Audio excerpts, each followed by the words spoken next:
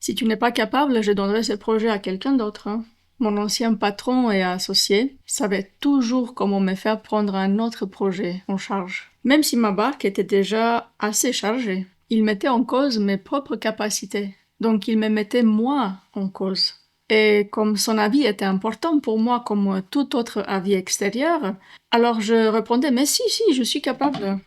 Lui, il était content et moi, j'étais frustrée. Car j'étais à nouveau détournée de mes propres envies.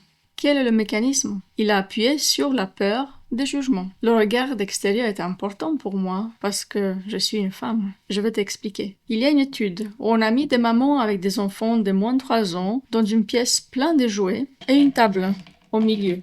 On leur donnait une instruction. L'enfant peut jouer avec tous les jouets, sauf la petite vache. Naturellement, la vache est devenue l'objet du désir. Les filles jouaient avec leurs poupées ou leurs voitures et de temps en temps tournaient leurs yeux vers la petite vache et après vers leur maman.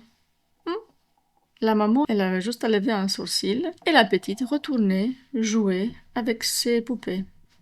Les garçons sont allés directement vers la petite vache et ont dû être retenus par leur maman. Ils n'ont jamais regardé vers leur maman.